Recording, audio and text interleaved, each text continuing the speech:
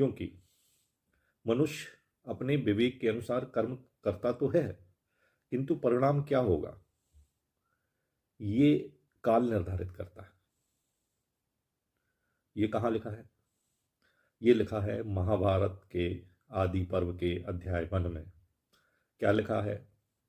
लिखा है कालः सृजति भूतानि काला संहरते प्रजा संहरंतरम प्रजा कालम काला समयते पुनः।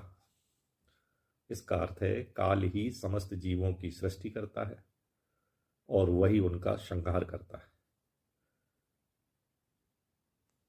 संहार के कारण भूतकाल को, जो संघात का कारण भूतकाल है, उसको महाकाल शांत करता है।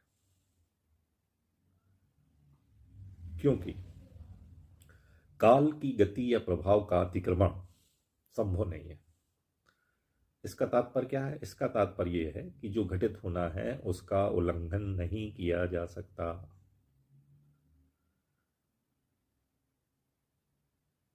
तो हम क्या करें जब हमारे जीवन में कष्ट आए, दुख दर्द आए और हमको परेशानियां हो, तो हमें क्या करना चाहिए?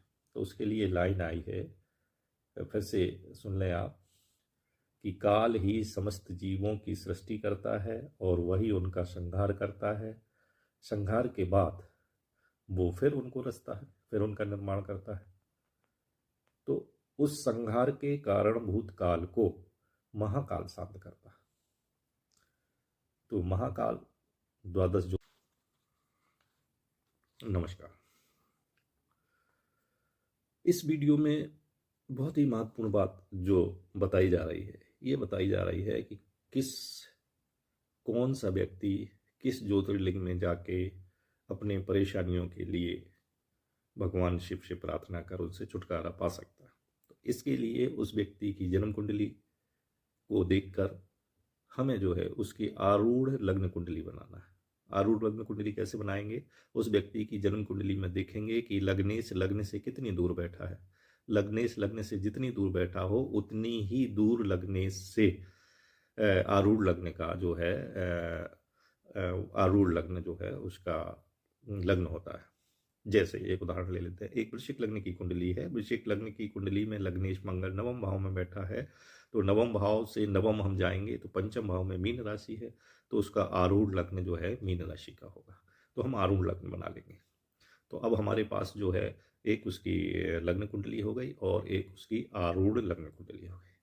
अब हमें क्या करना है? आरूढ़ लग्न कुंडली से त्रिकोण भाव में जो जो राशियां हो वो नोट करना है, और हमको लग्न कुंडली में चंद्र राशि से केंद्र में जो राशियां हो वो नोट करना है। तो आरूढ़ लग्न से त्रिकोण की राशियां और चंद्र कुंडली से या राशि से केंद्र की राशियों में जो कॉमन राशि हो उस राशि को हमको नोट कर लेना है, और उस राशि के हिसाब से हमें उस ज्योतिर्लिंग में जाके भगवान शिव से प्रार्थना करना है कि हमारे कष्ट दूर हों और हमारे अभिष्टकार पूर्ण हो। तो अब आपको ये गौर करना है कि इन कैलकुलेशन के बाद जो कॉमन राशि मिली उस राशि के हमको ज्योतिर्लिंग के दर्शन करना है, हमें उनकी पूजा आराधना साधना उपासना करना है, सेवा करना है। तो उसके लिए अपन बता दें कि यदि वो कॉमन राशि मेष राशि है तो ऐसे जातक रामेश्वरम में ज्योतिर्लिंग में जाके वो वहाँ पे शीश झुकाएं और प्रार्थना करें। यदि कॉमन राशि वृषभ राशि है तो वो सोमनाथ ज्योतिर्लिंग में जाके प्रार्थना करें। यदि कॉमन राशि मिथुन राशि है तो वो नागेश्वर ज्योतिर्लिंग में जाके प्रार्थना करें। और यदि कॉमन राशि कर्क राशि है तो वो ओमकारेश्वर ज्योतिर्लिंग में जाके प्रार्थना करें। यदि कॉमन राशि सिंह राशि है तो वैद्यनाथ वो ज्योतिर्लिंग में जाके प्रार्थना करें। और यदि कॉमन राशि कन्या राशि है तो मल्लिकार्जुन जाके वो ज्योतिर्लिंग के दर्शन करें। कॉमन राशि कौन सी है? फिर से रिपीट बता दूं अगर कंफ्यूजन हो रहा है, कि आरूढ़ लग्न कुंडली से त्रिकोण की राशियां और लग्न कुंडली या राशि कुंडली से केंद्र की राशियों में जो कॉमन राशि है उसकी बात चल रही है। तो यदि कॉमन राशि तुला राशि हो तो महाकालेश्वर जाके ज्योतिर्लिंग में सर झुकाएं।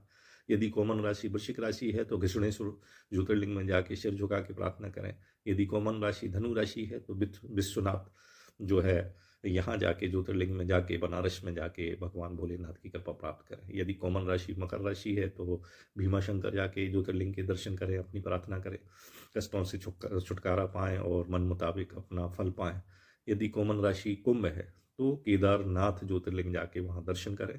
और अंत की राशि मीन राशि यदि कॉमन राशि है तो वो त्र्यंबकेश्वर ज्योतिर्लिंग जाके प्रार्थना करें। इससे जो है उनके सारे कष्ट दूर हो जाएंगे। इस बात पे आप विश्वास करें। इसकी एक छोटी सी कथा है कि नैमिषारण वन जो उत्तर प्रदेश में सीतापुर डिस्ट्रिक्ट में है, वो गोमती नदी के किनारे है। वहाँ पे महाभारत में वर्णन आया है कि लोमहर्षण ऋषि के पुत्र जो उग्रश्रवा थे, उन्होंने अपने शिष्यों को ये उपदेश दिया और बताया कि सृष्टि में जो कुछ घटित हो चुका है और जो कुछ अभी घट रहा है तथा जो कुछ भविष्य में घटेगा, वह सब काल ही निर्धारण करता है। यह काल जो है ये अमूर्त परमात्मा, अमूर्त माने निराकार परमात्मा का नियंता रूप है। उन्होंने कहा कि मनुष्य अपने विवेक के अनुसार कर्म करता तो है, किंतु परिणाम क्या होगा यही काल निर्धारित करता है।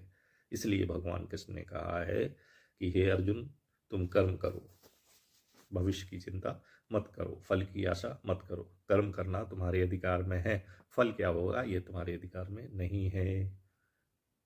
तो लेकिन इस वीडियो का अर्थ ये है कि जो कालः सृजति भूतानि काला संहरते प्रजा संहरंतम प्रजा कालम कालम समयते पुनः।